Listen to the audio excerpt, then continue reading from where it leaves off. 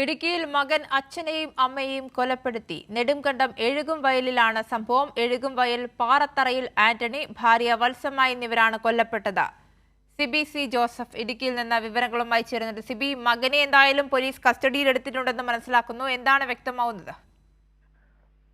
ആര്യ, മകൻ അജീഷിനെ നെടുങ്കണ്ടം പോലീസ് ഇപ്പോൾ കസ്റ്റഡിയിൽ എടുത്തിട്ടുണ്ട്. ഇന്ന് വൈകിട്ടാണ് സംഭവം. ഇടുക്കി നെടുങ്കണ്ടം എഴുകുംവയലിലാണ് ഈ സംഭവം. അച്ഛനെയും അമ്മയെയും കുത്തി കൊലപ്പെടുത്തുകയായിരുന്നു. എഴുകുംവയൽ പാറത്തറയിൽ ആന്റണി, ഭാര്യ വത്സമ്മ എന്നിവരാണ് കൊല്ലപ്പെട്ടത്.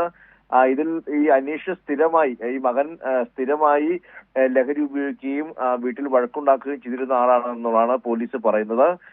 വീട്ടിൽ സ്ഥിരമായി പ്രശ്നമുണ്ടാക്കുന്ന ആളായിരുന്നു.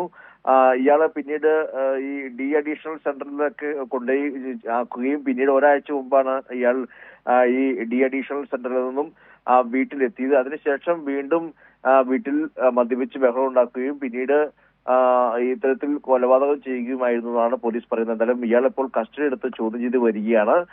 കൂടുതൽ കാര്യങ്ങൾ ഇപ്പോൾ വ്യക്തമായിട്ടില്ല. എന്തായാലും ഇപ്പോൾ കട്ടപ്പന പോലീസിന്റെ നെടുങ്കണ്ടം പോലീസിന്റെ കസ്റ്റഡിയിലാണ് ഈ മകൻ അജീഷ് ഉള്ളത്.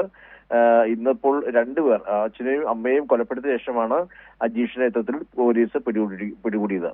ശരി, സിബിയാണ് വിവരങ്ങൾ നൽകിയത്.